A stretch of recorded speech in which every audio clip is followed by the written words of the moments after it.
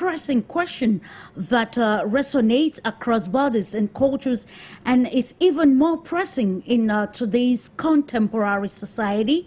How can countries navigate the new world order to preserve sovereignty and have a strong standing in global governance and, of course, balance of power among other major stakes? A complex question indeed to answer. However, our focal point on today's edition of Global Insight is to check Africa's competitive advantage or its edge in the New World Order and how the continent can capitalize on this for continental intersection in the more complex or a more complex global world of changing dynamics. Africa, with its rich tapestry of cultures, resilient communities, and abundant natural resources as well as human capital, holds a unique position in this transition as emerging economies rise and established powers re-strategize or reconsider their strategies. The potential for the continent to not only participate but to also lead in various sectors become even more demanding and clearing. So on this edition of Global Insight, we want to understand those particular areas of concern for Africa to, capitalize on, to be able to define its competitive edge in the new world order, a world of multipolarity. Stay connected with us for deeper discourse with our esteemed panel of experts as we go through this edition of Global Insight.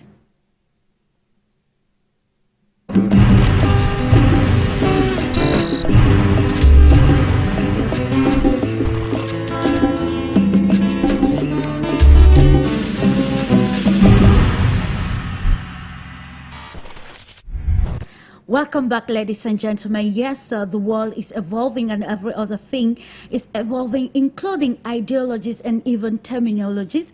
In today's world, we are hearing the new world order. We hear multipolarity and other aspects of, global interest. But as a continent, Africa, we want to look at today on how stakeholders, be it political stakeholders, the civil society, and also the private sector, can capitalize on these new perspectives of the world to be able to define Africa's position, especially in redefining its sovereignty, political, economic, and even social sovereignty, to see how Africa can participate well in global governance, and why not make a very decisive comment as far as issues of global concerns are concerned before we actually enter into the narratives of our topic for today. Just to highlight that it is we are holding this topic at a time that the United Nations General Assembly is ongoing, the 79th session, and also at a time where the United States of America has come openly to endorse Africa's bid for permanent seats at the United Nations Security Council. And can we already say that this presents, that competitive edge that we are analyzing, or we're going to analyze today, for Africa to participate well in global governance, in a power of balance structures and other major activities of today's globalized world, giving meaning again to international relations. Welcome once more. And without much ado, we're going to unveil the panel this day. Of course, taking you to the United States of America, we're being joined by Kenya's Professor David Monda, who is an international relations expert, and is joining us more to give, a greater discourse on our topic for discussion this day. Welcome, Professor Monda. Thank you for having me. And looking forward to having a fruitful and constructive discussion with you, Professor. Let's also welcome PASEKA PHARUMELE, who is an academician and also member of the Pan-Africanism and Progress. You're most welcome again to Global Insight, PASEKA. Thank you very much, Clarice. I'm looking forward to this engagement. Indeed, just to remind our viewers of that subsequently, Good News Cadogan, a Pan-African leadership coach, will be joining the conversation as we continue to navigate, to explore the available scope for Africa to capitalize in the new world order. Before entering into, defining the scope for Africa, I would love to start with you, Professor MONDA, understanding the terminology of discussion today. We're looking at the New World Order, and I will appreciate a brief introduction from you of what the New World Order denotes in today's contemporary society. So the New World Order really emphasizes the multipolar international system or the international environment, very different from a unipolar system, which is dominated by one country. Maybe the era of empire, you would think maybe about the Roman or British or Ottoman empires. Then you come to the era of bipolarity, where we're thinking of, for example, the Cold War between Soviet Union and its allies and the US and its allies. But the post-Soviet international environment has really been characterized with a de-emphasis from US hegemony, and of course the Soviet Union is no more. But you have three main centers of power that have been evolving. One is what we'd call the global north, which is the United States, the European Union, and some of the more advanced economies in Southeast Asia, mainly Japan and South Korea. And then we have, the global East, broadly understood, which is around China and Russia and their allies.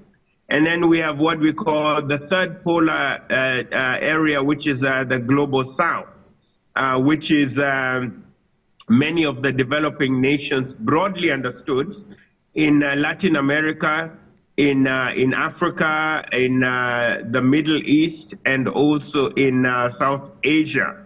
But I also must add that today is the UN Day of South-South cooperation. So I think this conversation really comes in very well with trying to look introspectively about how Africa and the rest of the global South can actually generate self-reliant solutions outside of dependence on the global North and some of the more hegemonic powers. Thank you so much, Professor Monde, for the clarification. It is imperative indeed to understand what a new world order it's all about, to be able to understand, of course, why it is imperative for each and every country and, of course, continent like Africa to capitalize on this new perspectives, to actually make a decisive comment.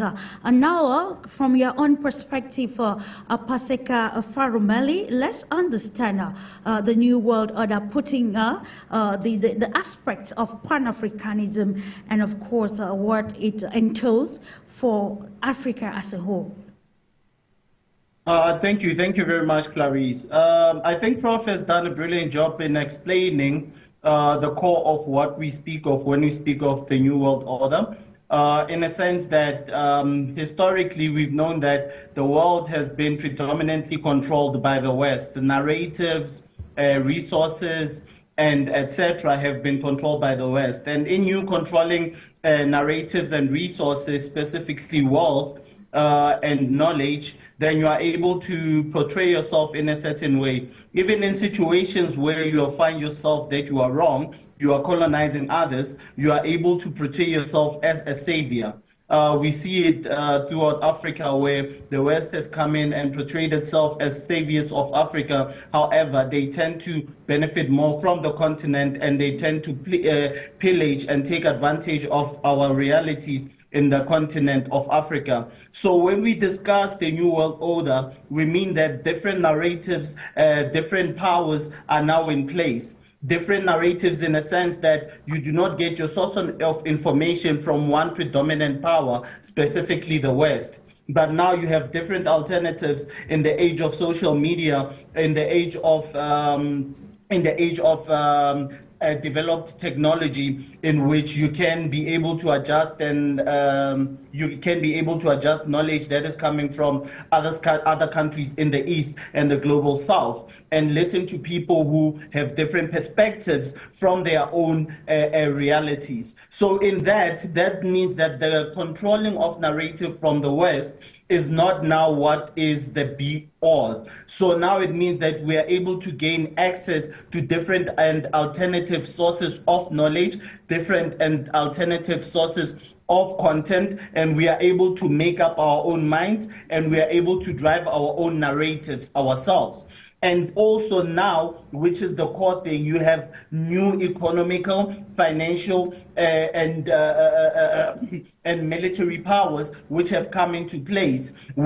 Countries like China, countries like Russia, who have been able to position themselves and strengthen themselves to a point where they can be able to make their own decisions without having to listen to the West on how they should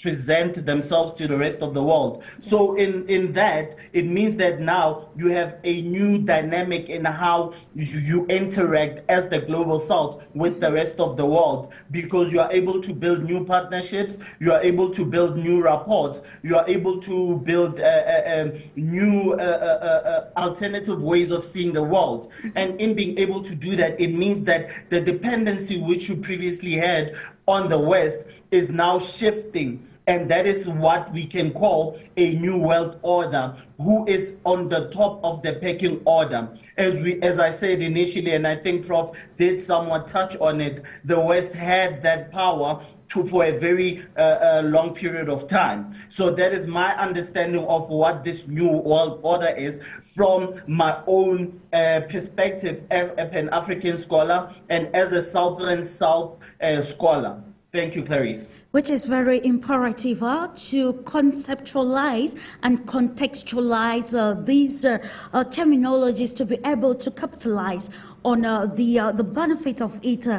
Professor, while we were underlining, in the preamble, we noted that during the era of the two world wars, we saw that the world was taking another dimension, and we saw, new ideologies coming. Whereas some people still believe like the new world order happens to be a conspiracy theory. But now let's look at how diplomacy can play in this concept of the new world order, taking the Africa's perspective. What do you think are those precepts that can inculcate Africa's diplomacy in this new era, to be able to lead to, the continent into attaining its transformational agenda, Agenda 2063, and even 2030, while capitalizing on the scope of this new world order with changing dynamics at every level?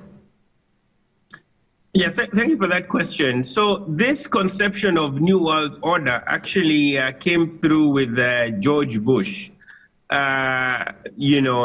the post, in the post-Soviet, post-USSR era, George Bush, the first George Bush, president of US, and his idea was there was this euphoria in the global North, particularly in the US and its allies, where the Soviet Union had been defeated. And the US was going to restructure the international system to suit its aims, to suit its norms, to create international governance systems that would entrench US interests and would entrench norms of global governance as seen in the perspective of Washington. But from the 2000s and the late 90s, we started to see a change in terms of dynamics, where two big things happened. We have the rise of China as an alternative to the United States and to the EU powers, But even within the United States and its allies, there became a crisis of the liberal order. So this norm of democratic norms and global governance. And it's happened on three main areas. Number one was the US failure in Iraq, with the invasion of Iraq, that really damaged US credibility around what the US actually said and what it did, right? Specifically with its emphasis on regime change rather than really spreading global norms of democracy. Yeah. It happened in Libya, where we had this crisis of US regime change with Muammar Gaddafi. Then we had the challenges with Afghanistan and Syria. So these were a big hit in terms of the US global image, in terms of liberal democratic ideals, because they entrench the United States into these forever wars in places like Syria, wars that never seem to end, in Iraq, in Afghanistan, and so on. But what does that have to do with Africa and your question about this new evolving international order? I think there was the post neoliberal order to the global south starting to challenge the established powers, particularly around China's rise, particularly around organizations like the BRICS, right? Brazil, Russia, India, China, South Africa, looking for alternative forums to advance global South ideals, particularly around the G20, which incidentally has admitted the AU, or Africa broadly understood, as a member, and particularly around the question within the global north that international problems and global governance could not continue to be a preserve of the developed nations, that there were issues that United States, that the EU, that China alone cannot solve. Issues like terrorism, global change, migration, international trade, public health, broadly understood, say around COVID. And I think, therefore, it then reemphasizes this big need for there to be this idea of more South and South cooperation. And just lastly to mention, how will this be seen in terms of South and South cooperation? We're really thinking around questions of global governance, because a lot of developing nations in the global South are developing. They really need to pool their resources together. So South Africa cooperating with Cameroon, with Kenya, with Nigeria. These resources we have, whether it's economic, political, diplomatic, intellectual, cultural, to exchange these ideas. Africa cooperating with major rising powers like China, like India, like Brazil. We need more cooperation. Africa engaging with the CARICOM, union in the Caribbean. That alliance, I think, is important in rethinking or reimagining global governance systems. But I also think more importantly and finally is this question of renegotiating global systems on structures of trade. Absolutely. Because we know that Africa has been stuck in this perpetual dynamic of production of primary commodities with no added value that that we sell to industrialized economies on prices that we don't even set, right? So we need to renegotiate the terms of trade, which is very important. We also need to renegotiate questions of intellectual property.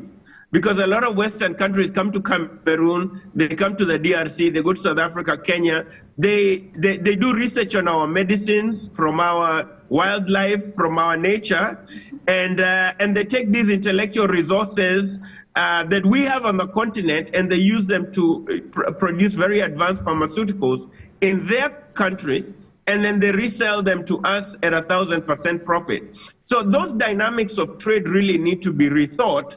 But then finally, this is my final point, around the ratings agencies. There's a lot of lack of transparency within the global financial system. So for example, how does Standard & Poor's, how does Moody's determine what global South countries are creditworthy and which ones are not?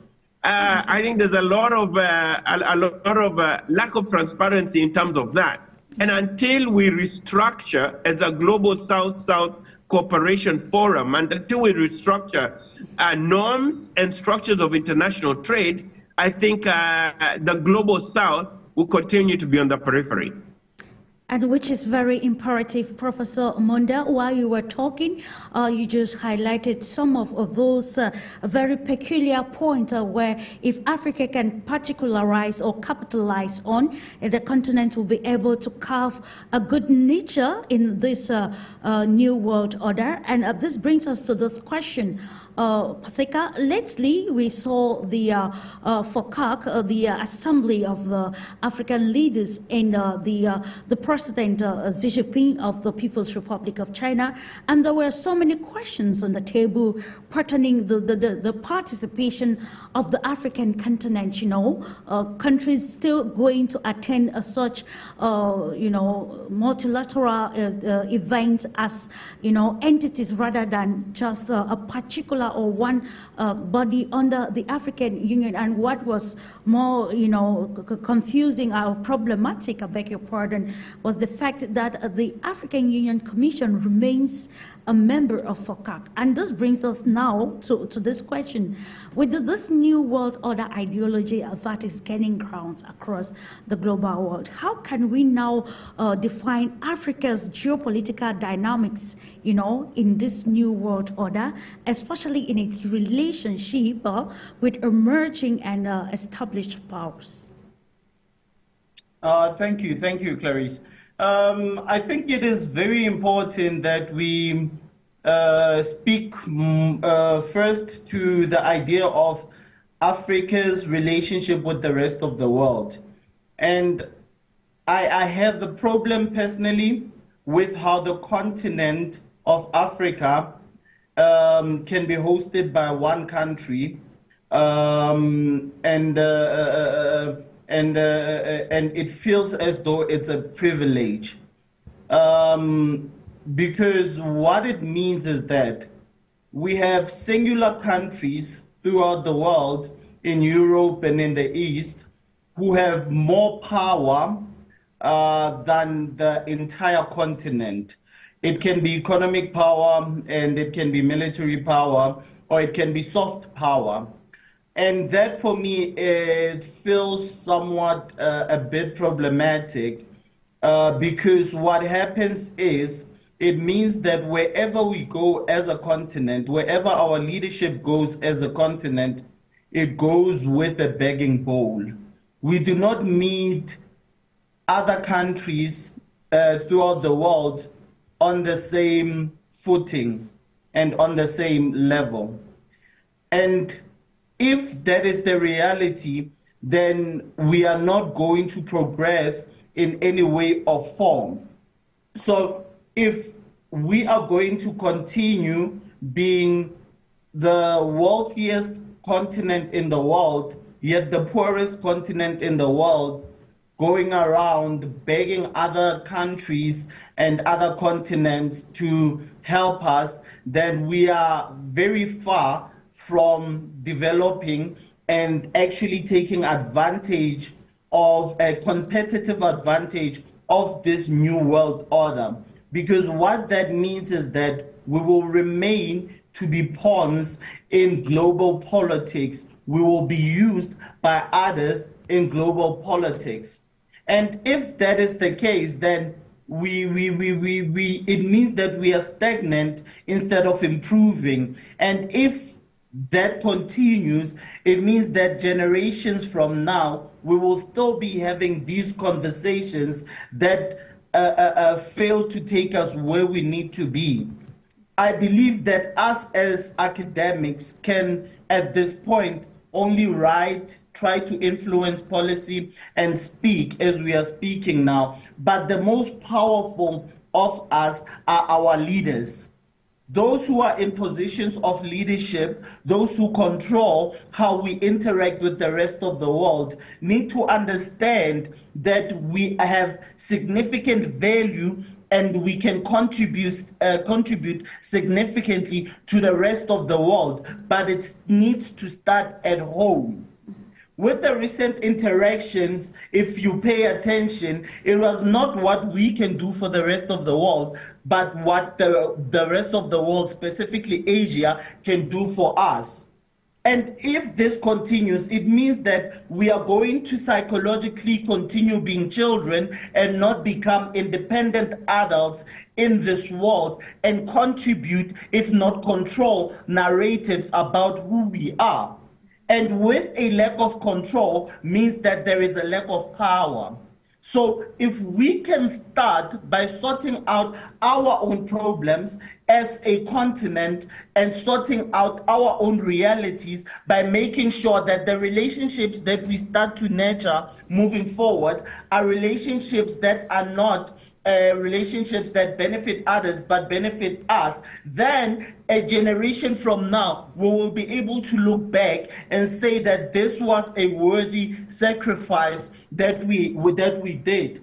So in that thinking, Clarice, I'm not sure if I did specifically speak to your question, but I felt as though it is necessary to look at the recent interaction of Africa and Asia, more so with China, and look at it for what it is, the value that it offers the continent of Africa. Realistically, at this point of in time, the rest of the world see us as those pawns that can be used to control narrative. We saw it with the start of the Russia-Ukraine war.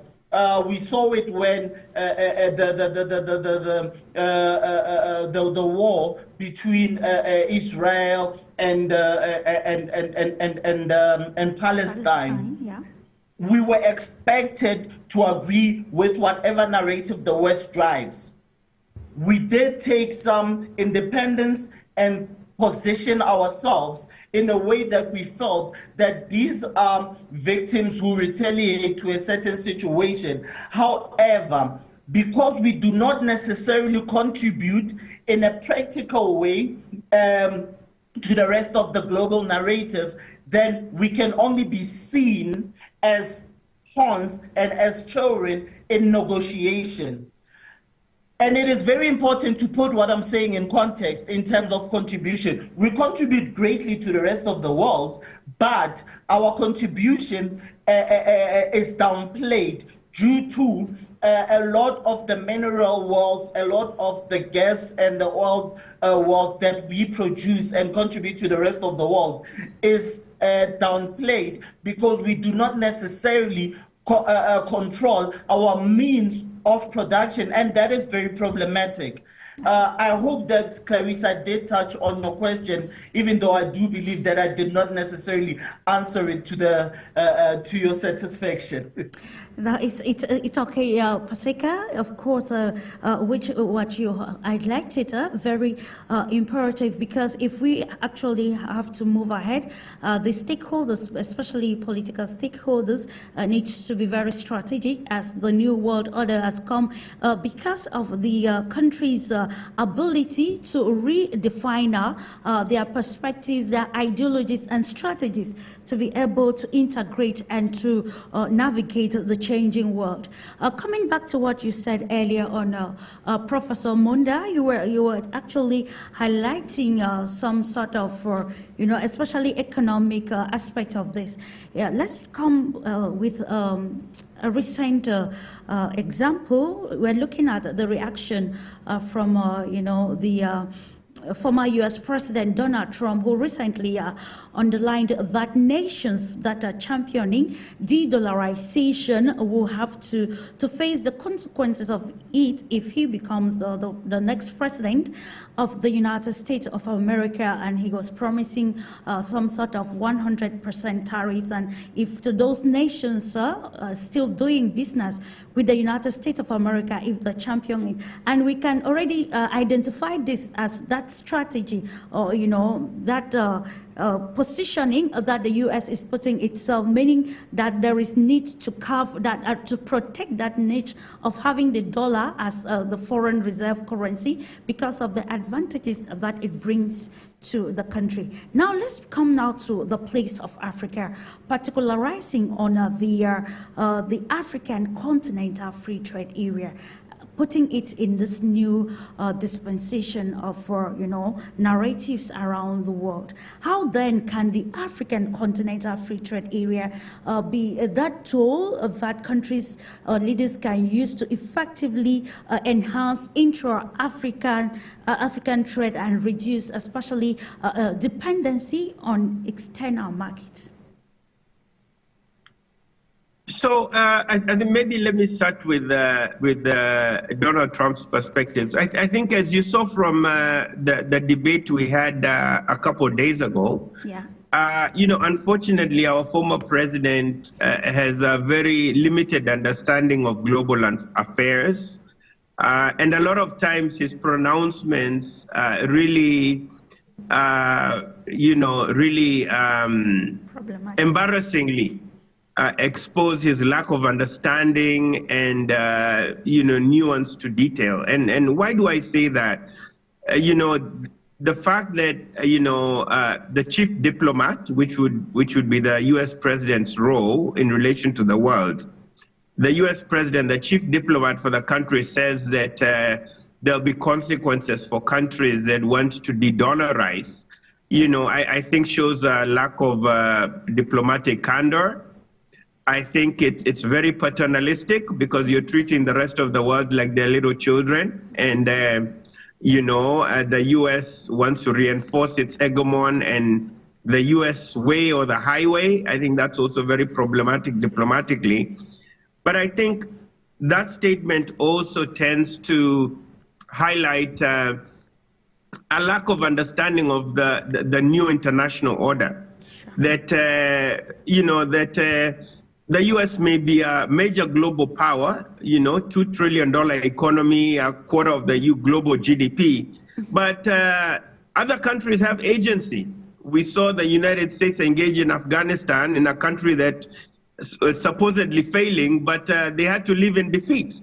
The United States engaged in Somalia, a country that was supposedly poor and desperate, but the United States had to live in defeat. So I think these kind of statements really reemphasize some thinking, schools of thought in the U.S., which are very America-centric, which are very bombastic and hegemonic, and don't necessarily give due credence to alternative systems of governance and alternative ideas of how the world can be led through shared cooperation of leadership. Right, that it doesn't have to be America's way only, and alternative ideas. And I think this is where the South-on-South cooperation really comes in, whereby the U.S. is, at least with the Biden administration and with possibly with the Kamala administration in the new dispensation, is looking to establish more cooperative frameworks with actors around the world, even as the United States seeks to pursue its interests. And I think this is where Africa really plays a very key role. And how do I say that?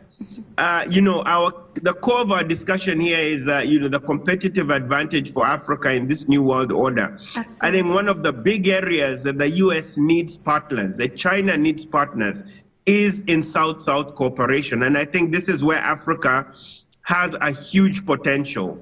And I'm specifically thinking about decarbonization, right? The global north, the EU, the US, they're looking for ways to reduce their over-reliance on carbon. And I think Africa's plentiful supply of minerals that can be used in the e-economy, in the blue economy, is very important. Our abundance of sunlight throughout the year is a major avenue through which we can supply energy and improve our economies. But I think decarbonization will also help Africa to reduce its dependence on oil. I think Cameroon has had this problem with over-reliance on oil in terms of its relationship with France, and the neo-colonial challenges that has created with ELF and Total in Cameroon. We have had this problem in Nigeria, where Nigeria is now a rentier state because they import everything because they have this inflated value with all the oil that they produce. Yeah. We have this problem in Angola.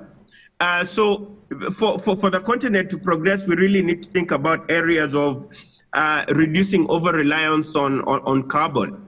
But I also think, again, in relation to how we interact with global partners, thinking about how do we reduce asymmetrical relationships to become more equal relationships. So we're not always, talking up to our masters as a continent, but we're talking on equal terms with them. And I think the other important area we need to think about is digitization of the economy, of e-commerce, whereby we can jump over the traditional modes of industrialization using digitization and using technology. And how would that happen? When we digitize, when we use technology, we're able to expand the volume of people we can reach on the continent. Financial inclusion, over 1 billion people as a market, yet we're less than 3% of global trade, right? Sure. So lastly, maybe let me make another specific point. If Africa was able to get, according to the US Trade Representative, if we were able to get a 1% increase in terms of global trade from 3% to 4%, as a continent, we would generate over $70 billion just in that 1% increase in terms of trade. But I must add that this trade needs to move away from extractive exploitation of Africa's resources. Yeah. This happened during the colonial era, and this is a challenge even with China now, with China just taking out resources without really investing in terms of technology and development of human capital, and also respect for workers' rights, African workers' rights on the continent. I think that's another danger that we also need to be very careful about when we do South-on-South cooperation. As much as Africa is cooperating with China for infrastructure development, which is a key component for economic growth, indeed, but China cannot replace the old colonial masters. They can't replace the exploitative tendencies of mercantilists' economic structures that were there during the colonial era and have been perpetuated in the post-colonial era. So there's, I think, a lot of room for reform and improvement in terms of how Africa engages with the world. But Africa needs to, for one, start to look for internal solutions within the continent for its own problems. But also, when we negotiate with foreign powers, we also need to negotiate with one voice and avoid the trap of replacing European colonial masters with Asian colonial masters now in China. And of course, that's where the problematic actually lies. Professor MONDA, how intentional can our leaders be? PASEKA, you want to answer the second part of that question, which actually looks or seeks to understand how we can now capitalize on Africa's, economic integration through the historic continental free trade area to even to an extent increase the continent's global trade and of course capitalize on the fertile scope for continental integration in global governance, decision making, and also transformation. Thank you, Clarice. I think that is something that I've always emphasized whenever we have these engagements. And I will forever emphasize it based purely on the fact that when Prof was speaking to that South-South relations that we are trying to establish with the rest of the world, fundamentally, I do genuinely believe that the first engagements that need to happen, specifically in matters of trade, need to be localized within the continent. Because a strong Africa means that you have a stronger foot to stand on when engaging with the rest of the world. it is illogical that we expect to be able to interact with the rest of the world when we are positioned weak. It is essential that we are able to strengthen our cooperation within the continent. And in us being able to strengthen those relations, those trades within the continent, we are able to strengthen ourselves first. I genuinely do believe that in practice, Africa can survive by trading with itself. And I do know that the rest of the world would not allow that or would not create an environment that enables that. It would not agree with that because Africa is so beneficial to the rest of the world, even though they fail to acknowledge it, even though France tries to avoid acknowledging that it can easily collapse if the rest of the Sahel and the other Francophone countries decided to stop working with it. And it's not a relationship that is mutual. It is not a relationship that is mutual. It is France being able to survive based off them. However, that is not how they present themselves to the rest of the world. They present themselves as a European superpower, which is so strong that it is self-sufficient. But we know in practice that is not the reality. So in that, we need to understand that if we can have internal trade being made easy, where you have a borderless continent, where you have a borderless continent and you have countries that where you can be able to trade from South Africa, from Cape to Cairo, from South Africa to Egypt without having hesitations or without having problems of borders, then you will be able to successfully implement a system that is similar to what benefited the United Nations for so long. You know, that is very important. I think if we see the system that they've had in Europe, and I do understand that this is somewhat comparing apples to oranges because Europe is very small as compared to the continent of Africa. Yeah. But if we can start by sections, maybe the SADC region starts these free trade regions, and then we have the ECOWAS, we have East doing the same thing, and the North doing something similar. Then we can see what are the chances of us successfully implementing that throughout the continent. And that is something that I genuinely believe is practical and is doable. And I do know that there has been policies that have recently been approved through the AU that have approved something of this nature.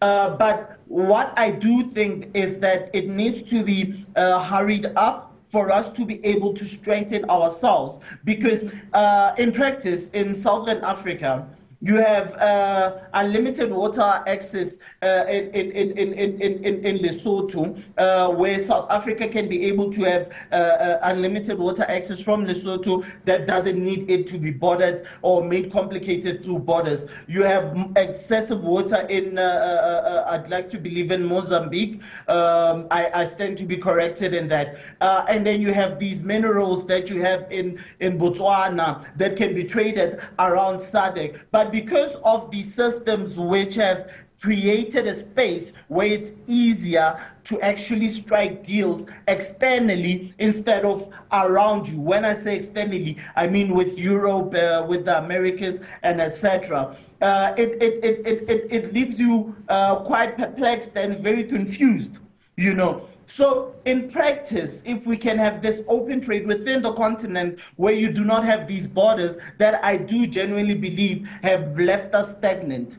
But I also do understand why some people have a belief that we as Pan-Africanists, we've lost our minds because the rest, other countries within the continent are not as developed as others. And they believe that if you say now we are speaking of open borders, everyone is going to migrate from one space to the other. I do understand why they have that critique, but also I don't think that they are thinking ahead as they should. It should not be harder for an African to travel throughout the continent as compared to a European traveling through Africa. And and what I find frustrating is that this is something that is in practice, where if you have a United States passport, if you have an English passport, it's easier for you to travel throughout the continent than if you have a Cameroonian passport trying to travel throughout the continent, coming to South Africa or going northwards. So you see those basic things in practice, if we can resolve them. And how do you resolve them? I think that the AU needs to be more practical, and it needs to be more it needs to be enforcing more policies that force us to engage with each other in terms of trade first, because once you have a strengthened trade network within the continent, then it means that you have in practice stronger economies throughout the continent. People move because they want to be in positions of stronger economic power. So people do not just move or decide to move from one country within the continent to another. It can be environmental push factors, but the most important, I do believe, is economic push factors. So if you are able to strengthen trade within the continent, then you will not have a problem where everyone is going to move to a more successful country, because countries in themselves people are comfortable at home. So there's no necessity for them to move if their place of belonging gets strengthened, you know. I've been going for too long, Clarissa. Sorry. Thank you so much, of course, PASEKA. And I think it's time for us to also welcome Good News CADOGAN, Pan-African coach and also Chief Coaching Officer at CCUB. Welcome, sir. Thanks for joining us today as we continue to look at how Africa can capitalize, or the scope for Africa to capitalize in this new international order that it's becoming more pressing. Welcome, sir. Thank you very much. I feel welcome, and greetings to my panel and to your viewers across the world. It is indeed very imperative, and we're happy to welcome you, sir. Let's now continue with the discussion with you, Good News CADOGAN. When we have listened to the discourse from Professor MONDA and PASEKA, we try to understand here that it's how narratives are being happening across the African continent. So the first question I will, direct to you, sir, is how African leaders can, make themselves the masters in this new dispensation to be able to capitalize on the scope for multipolarity. This is a great question, and I think leadership is key to all of what we are discussing today. The first way in which leaders on the continent can actually be masterful in the way in which they lead each and every state on the continent from Cape to Cairo is to actually free themselves of the past. I know that history is still with us. So just saying get over it to an African is actually inappropriate. But in the same breath, I believe that we need to behave as if we were free, because we are. Indeed. We are no longer legally bound to our colonial masters. Yes, there are remnants of colonialism left on the continent. The way in which we trade with the world is still fraught with unsaid restrictions and undocumented restrictions. So I would divide the leadership challenge into two. On the one end is how we relate with the self as the leader and with the followers on the continent and within our own domains. There is a very slow uptake of one of the critical elements of the African Union, which is the African peer review mechanism, which guarantees governance in each and every state on the continent in relation to the ideals of Agenda 2063. The reason most of the countries on the continent have not signed this is because they are not committed to good governance. They are backward, most of the leaders on the continent, and in fact to a point of being tribalistic in the way in which they see leadership. So some of the bigger challenges would sit on the other side of the debate, which is creating economic stability, is rooted in understanding of our history, understanding of politics, and also understanding of economics.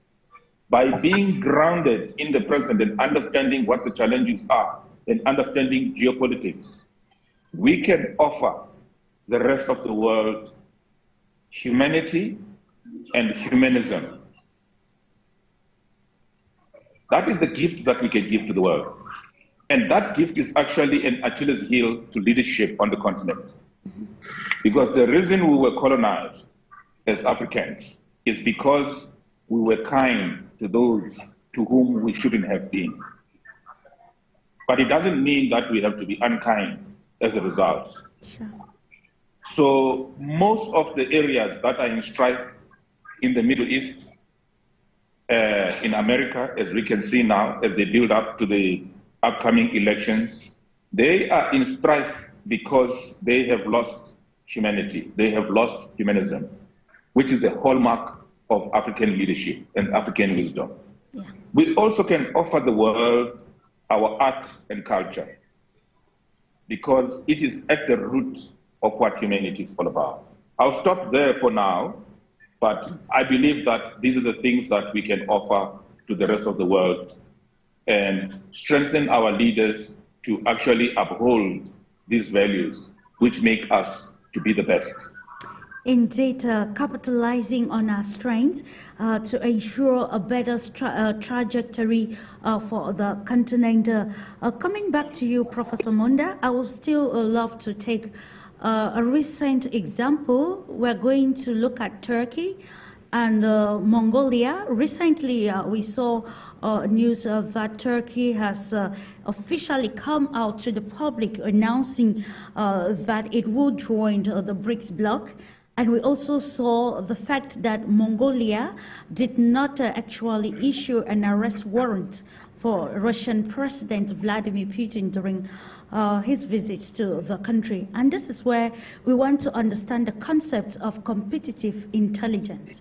You know, these leaders, especially the leader of Mongolia, highlighted the reason for not issuing that arrest warrant because he actually capitalized the interest, the national interest of the country, and also he had weighed the consequences of such an action on the total economy of the nation.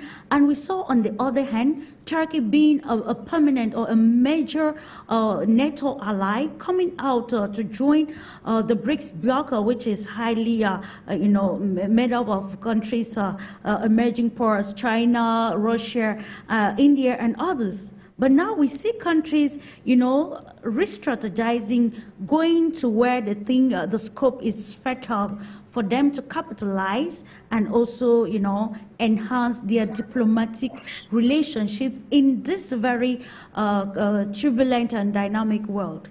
Let's come now to see where, if actually Africa has that scope, or maybe do you think our present leaders have understood these narratives of real diplomacy, where we have to put the interest of the nation first before maybe considering our political or personal interests, or maybe where we have to engage more strategically in order not to kill the relationship either we have with the West or the East, but rather trade with both parties, but diplomatically and strategically for the benefits of the continent. Yeah, so just to unpack the elements that you raised there, you talked about Turkey aspiration to join BRICS, which I think is very welcome. Turkey is, a middle power, so to speak. It's an emerging state. It's a Eurasian state that borders or that straddles both Europe and Asia, right? Turkey has the historical legacy of having the Ottoman Empire. So it's a major power in its own right. So I think that will add to the voice of the BRICS. I think it will add to the strength of BRICS because Turkey is a key NATO ally also and a major player, in the Eurasia region. So I think that's a positive. And it also shows that Turkey is trying to diversify its relationships. The other context, which is totally different, is Mongolia.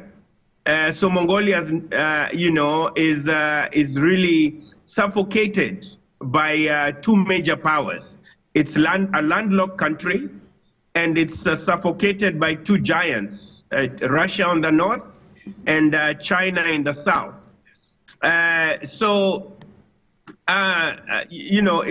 Mongolia is actually suffering from what we call in international affairs geographic claustrophobia, right? Where it's really tied in between two huge giants, and there's very few limits. There's limits to what Mongolia can do. So I think even in that context of not wanting to arrest Vladimir Putin, Mongolia is obviously looking at its historical ties with Russia. Sure. Mongolia is looking at its relationship with these two giants. It doesn't want to disrupt its relationship with Russia or with China.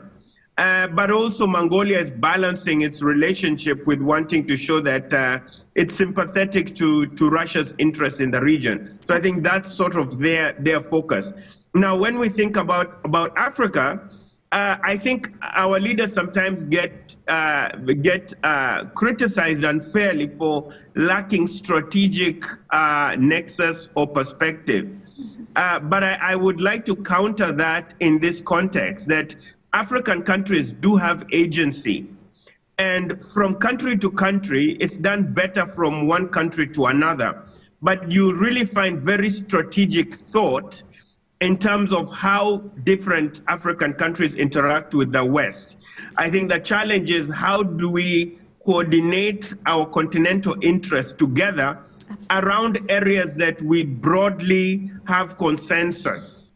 And here I'm thinking, for example, about economic emancipation, restructuring of global norms and global trade systems, on questions of the blue economy, on global and climate change, and then also on questions of democratization of the United Nations, right, and global institutions of global governance. And maybe very quickly, I'll give an example of how African countries are very strategic, if you look at very individual cases, in playing the China against United States, or in playing the global developed north with South-South relations. So if you look, for example, at the case of Rwanda, has been very strategic around using the legacy of the genocide to preserve the interests of the president in power, because every time Kagame is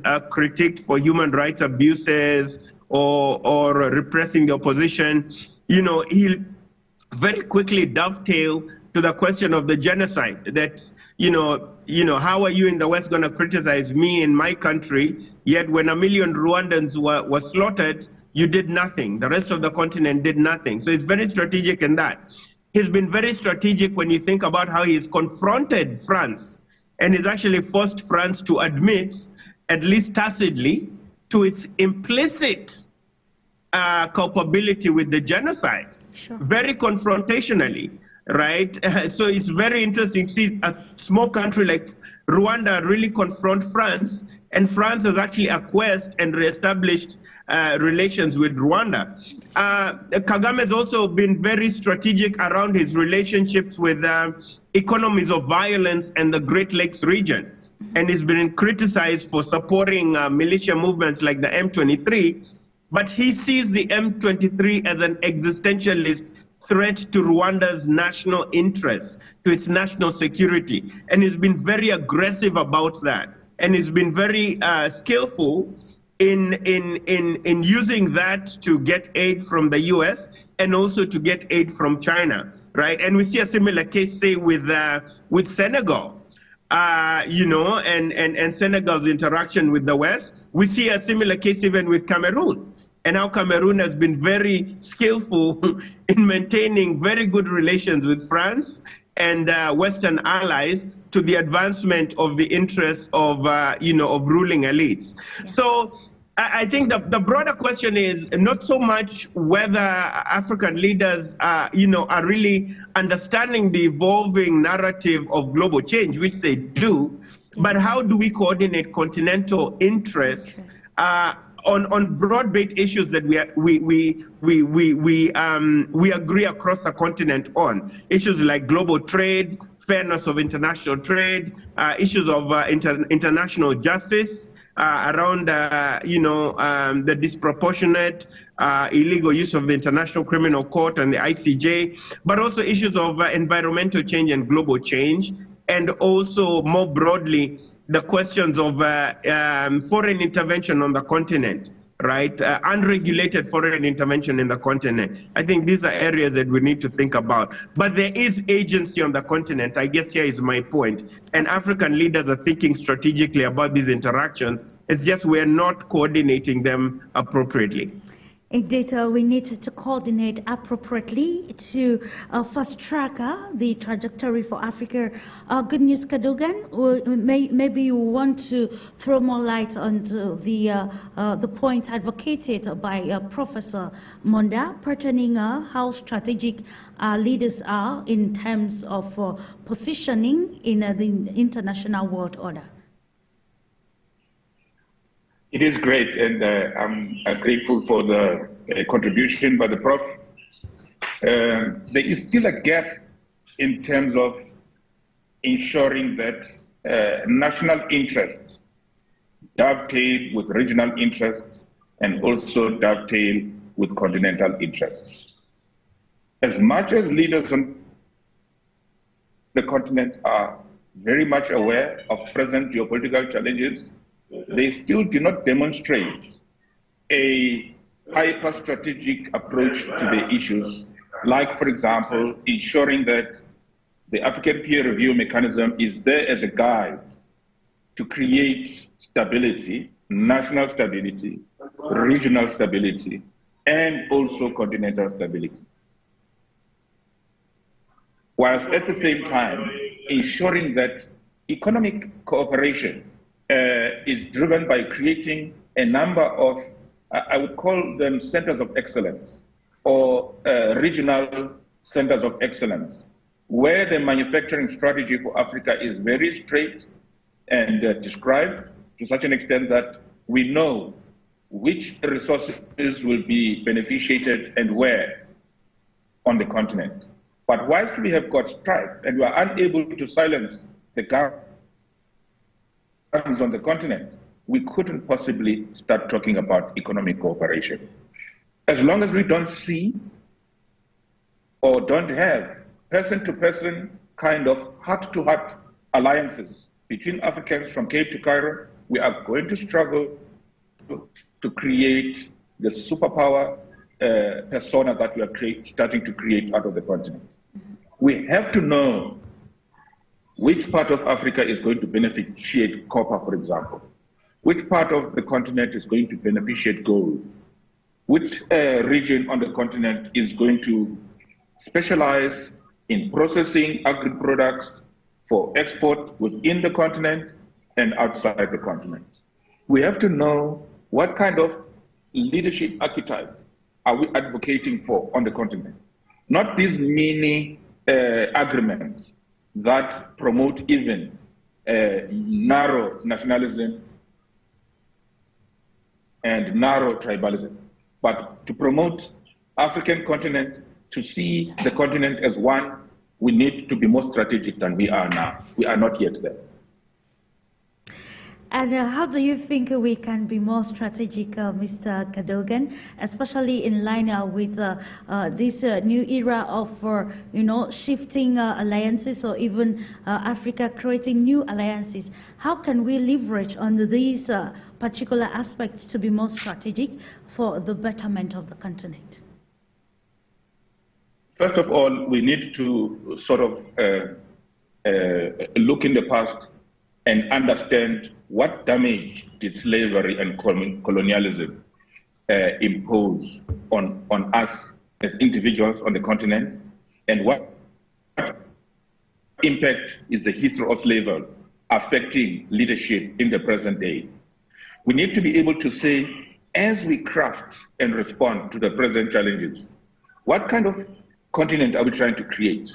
What is the psychology that we want to emerge as a result of the leadership that we have?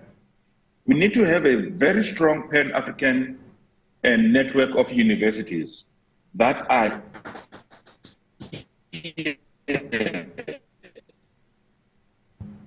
to look at the slavery, and you are able to look at the Holocaust that happened in Germany and use it as a unifying factor in terms of the response to it.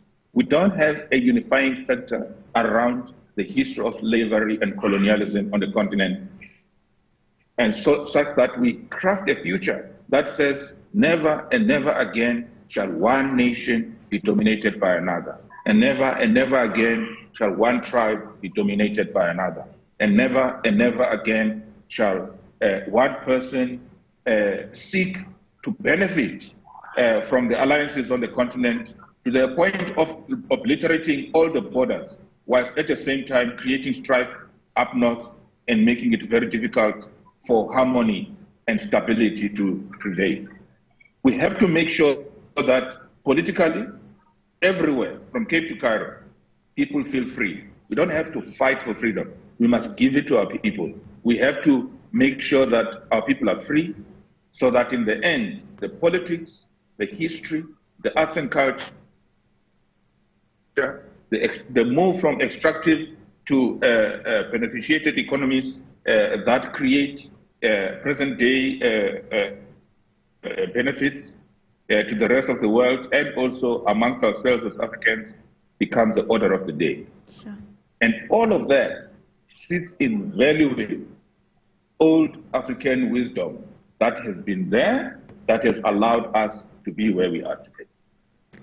Okay, thank you so much.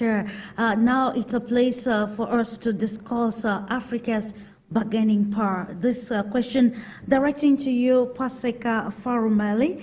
Let's look at how Africa can use its geopolitical, contemporary geopolitical alignment to up its bargaining power at the international level in terms of international negotiations. So, what can you, advocate as those practical tools that Africa can leverage to attain this very strong voice?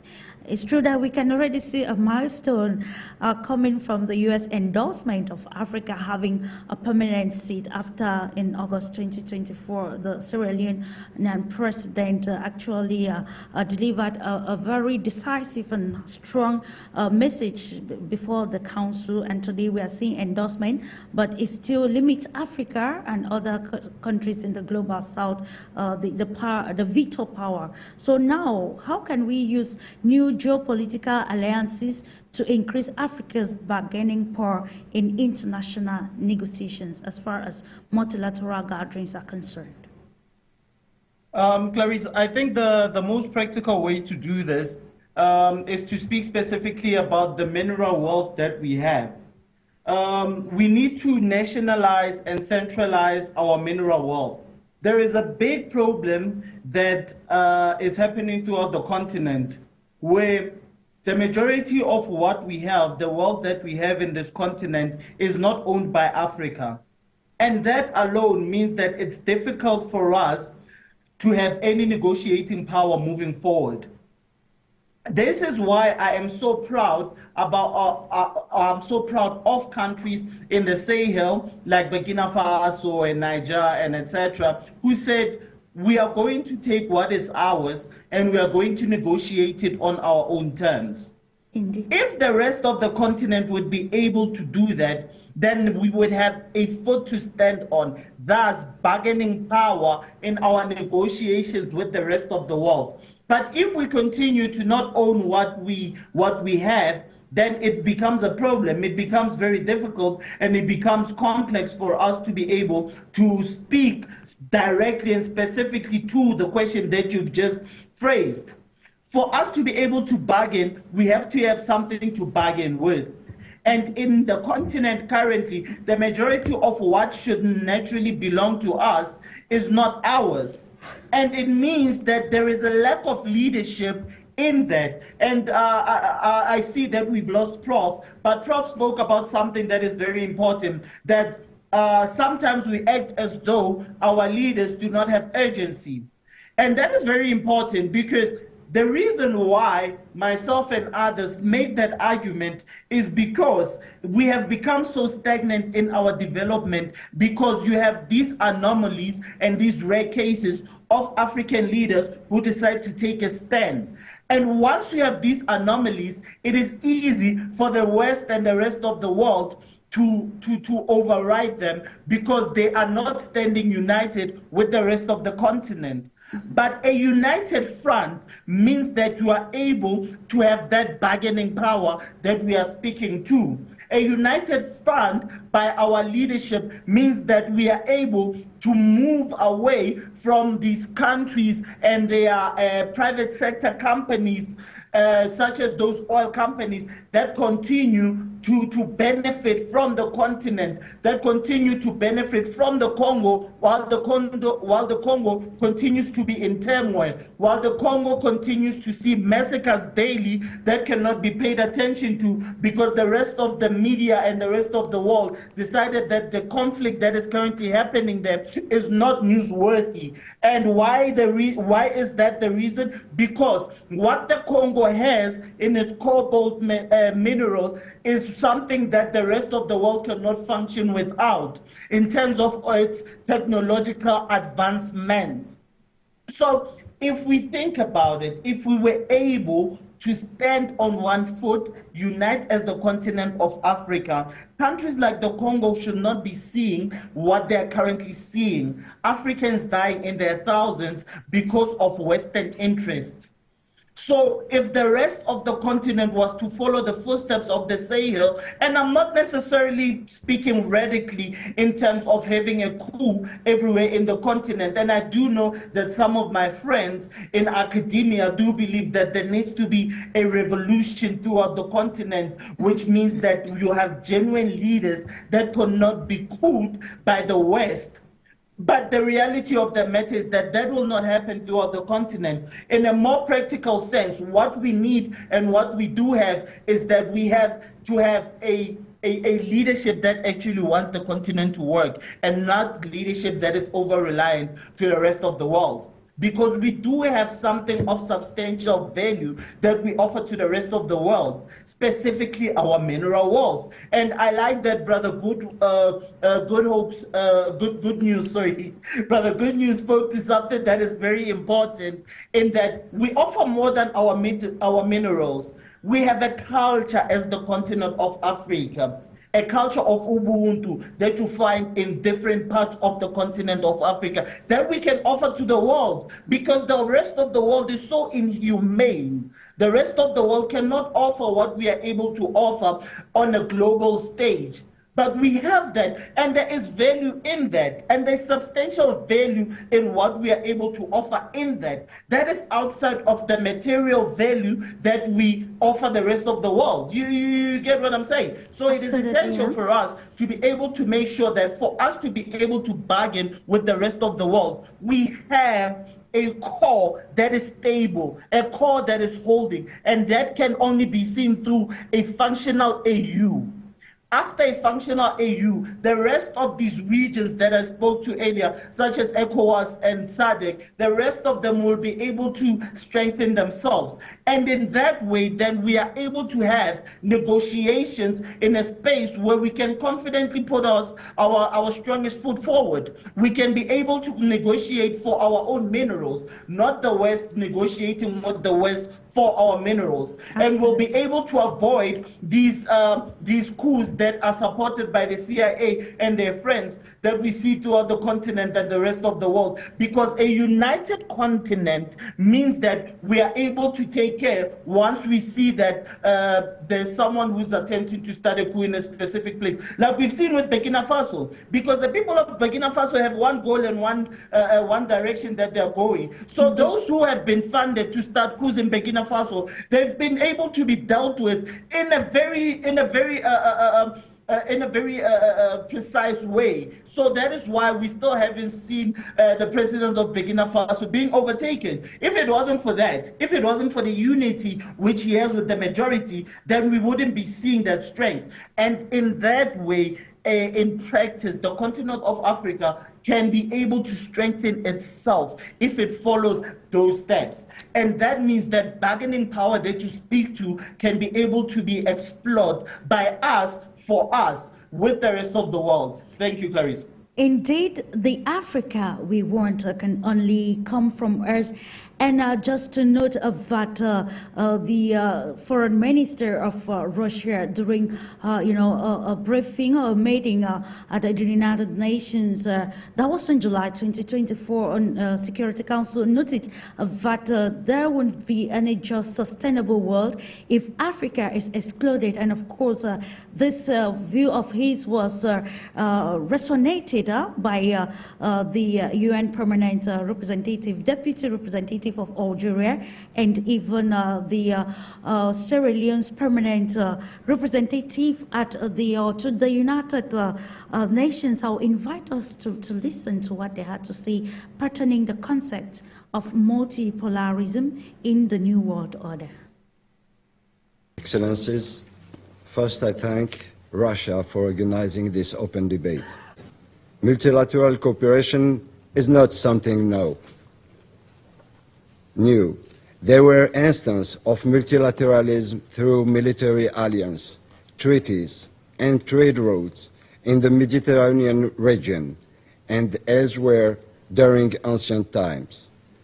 While this may not fit the modern definition of multilateral cooperation, it illustrates the idea of various entities coming together for common purposes. We have the 2030 Agenda. It represents a universal framework that addresses poverty, environmental degradation, and economic inequalities. And let's not forget that this agenda calls for the full realization of the right to self-determination of people living under colonial and foreign occupation. Our compass shall be avoiding the selective application of international law. Dear colleagues, as the Summit of the Future approaches, let's work to make this event a real Summit of the Future, not a Summit of the past. Thank you, Mr. President. We cannot champion a just, democratic, and sustainable world when Africa, a continent on which more than half of the discussions of the Security Council are based, remains excluded in the permanent category and underrepresented in the non-permanent category in the organ with primary responsibility and binding decision powers on matters of international peace and security. There is a binding commitment to build a global society that is more just, inclusive, and equal than the one we live in today. Accordingly, we must be committed to supporting and facilitating multilateral cooperation in the interests of a just, democratic, and sustainable world, with the United Nations at the center. Mr. President, on the basis of the foregoing, let me highlight 4 key points. First, and importantly, a just world requires an unwavering commitment to the rule of law. Respect for and upholding international law and the rule of law at the international level is a sine qua non Secondly, a democratic world order should be centered around the principles of transparency, accountability, and inclusive participation. Democracy is not merely a system of governance, but a foundation upon which the principle of sovereign equality of states rests. Of course, touching the very points which are of utmost importance to the dictates of the New World Order. Coming back to you, Good News, CADOGAN, let's look at how, nations across Africa today, we are looking at how Africa can capitalize on its competitive advantage or edge to, navigate the New World Order. Let's look at how we can redefine our foreign policy that will be able to define or defend our sovereignty and also give Africa a voice that is critical at the international and, of course, multilateral gatherings. Beautiful. This is a challenge to all African leaders. You're muted, sir. To say, all right. Sorry about that. Can you hear me now? I can hear you now, sir. Thank you. All right. Thank you very much. I was saying that this question is a challenge to all of our African leaders to actually lead from inside out rather than from out there to the inside. What do I mean by this? We've got about 13 things that we committed to as Africa Agenda 2063. And I'm just going to pick up maybe 5 or 6 of them. The first one is the commitment to a peaceful and secure Africa. If all our leaders on the continent can focus on this, and when I say leaders on the continent, I don't mean only political leaders. I mean leaders of businesses on the continent. The private sector is equally culpable of what is not happening or what is happening on the continent. We cannot separate public sector leadership from private sector leadership. The non-profit sector is equally important in actually maintaining a peaceful and secure Africa. The cooperative sector, which in East Africa has developed probably to a better extent compared to the rest of the continent, and even better than South Africa, as many people would like to think that South Africa is a leader on many things. But there are pockets of excellence across the continent, and that pocket of excellence for non-profit sector leadership, or rather cooperative sector leadership, rests on the east of the continent, in East Africa, in Kenya particularly. Modernized agriculture is another one. Without modernizing the way in which we utilize our land, our vast land that we have on the continent, expansive land, arable land that can be used for agricultural production is important. Creating sustainable and inclusive economic growth, that's very important. Science, technology, and innovation, this is the things that would make our leaders to shine, not to the rest of the world only, but to the millions and millions of people on the continent from Cape to Cairo. And last but not least, the last one that I would like to bring to our attention as a kind of both domestic and foreign policy challenge to our leaders on the continent is the African cultural renaissance, which is preeminent. It has to be. We cannot be subservient to the rest of the world and yet want to be leaders of society. That arts and culture component that I mentioned earlier on as a major export for our continent, it will emerge from an Africa that has got African cultural renaissance that is preeminent and as important, because sometimes you find that even when we motivate our children to study, when they say they want to do arts, whether it's performing arts or it's the fine arts, we look down upon those kind of ambitions. Yeah. And also from a government budgeting point of view, is not as much money is spent on promoting arts and culture. And you'll find that many societies that are solid and many nations they rest on a foundation of a rich culture that can be exported to the rest of the world.